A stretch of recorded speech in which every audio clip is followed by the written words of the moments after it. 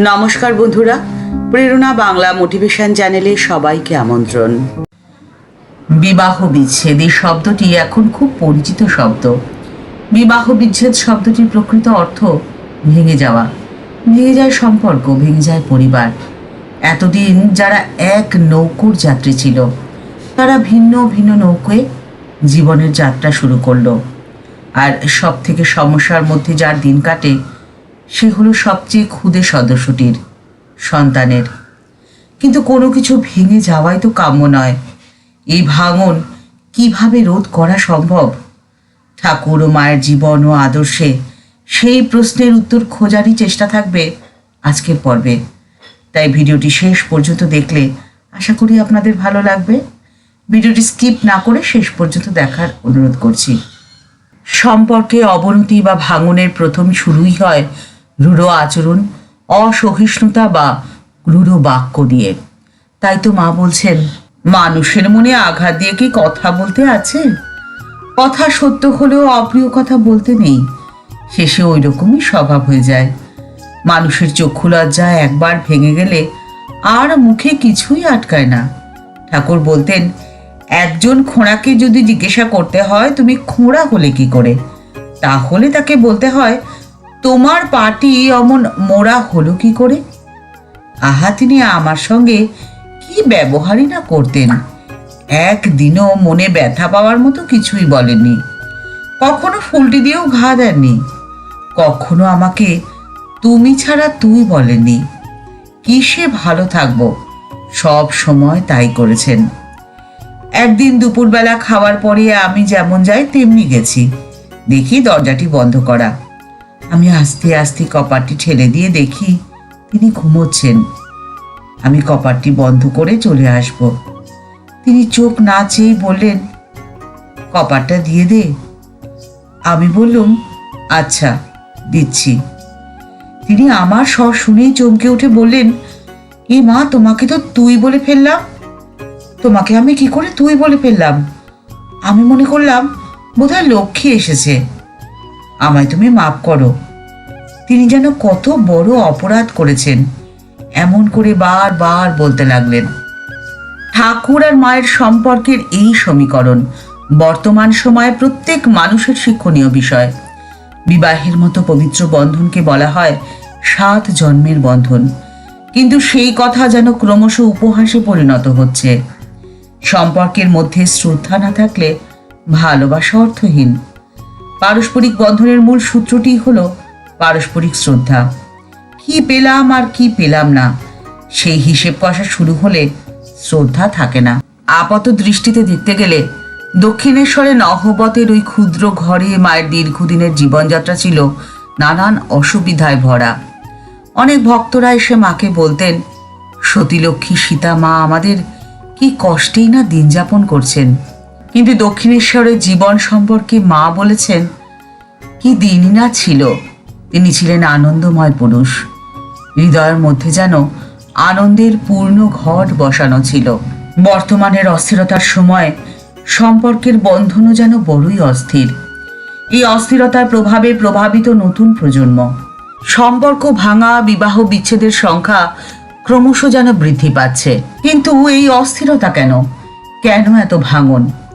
কারণ জীবনে প্রকৃত আনন্দের সন্ধান খুঁজে না পাওয়ায় আনন্দের সন্ধানে দিকভ্রান্তির মতো এদিক ওদিক ছুটোছুটি করছি আমরা সবাই।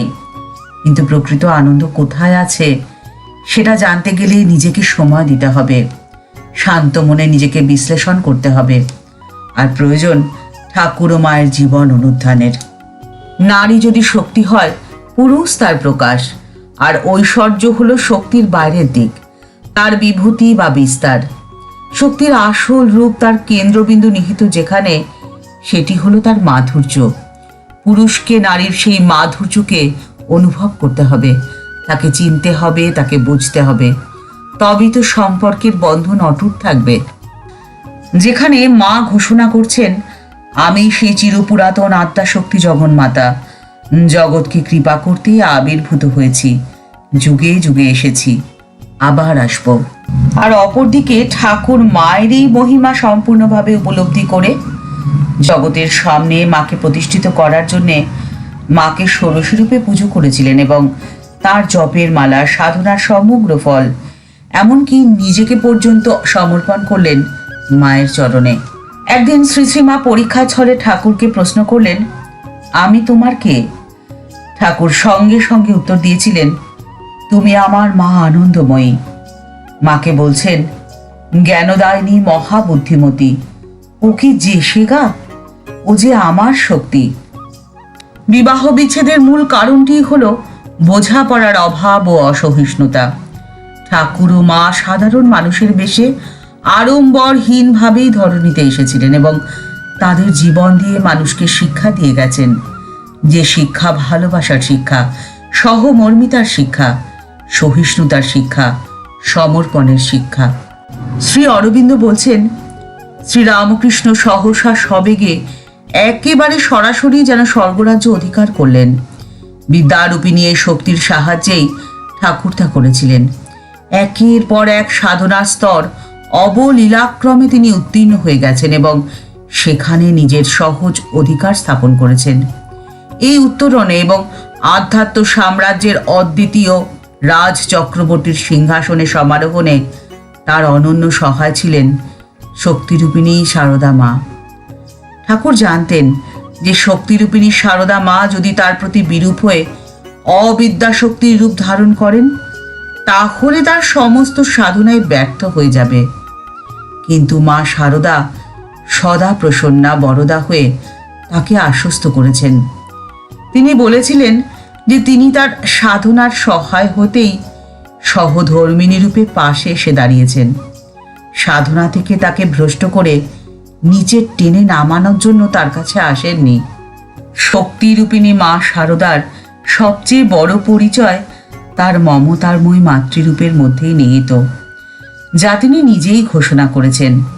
মা বলে গেছেন, আমি মা, আমি জগতের মা, আমি সকলের মা, ব্রহ্মাণ্ড জুড়ে সকলেই আমার সন্তান।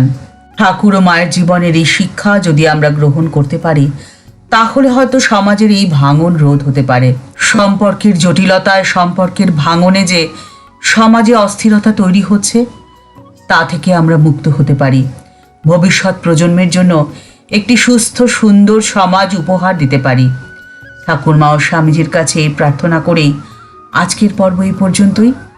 দেখা হচ্ছে পরের পর্বে।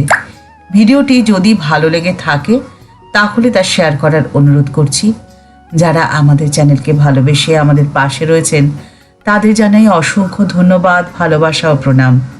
আর যারা এখনও আমাদের চ্যানেলটি সাবস্ক্রাইব করেননি তাদের কাছে বিনীত অনুরোধ, চ্যানেলটি সাবস্ক্রাইব করে বেল বাটনটা ক্লিক করে দিয়ে অল বাটনটা ক্লিক করে দিন। তাহলে ভিডিও দেওয়ার সঙ্গে সঙ্গেই আপনার কাছে নোটিফিকেশান চলে যাবে। সবাই ভালো থাকবেন, সুস্থ থাকবেন। নমস্কার।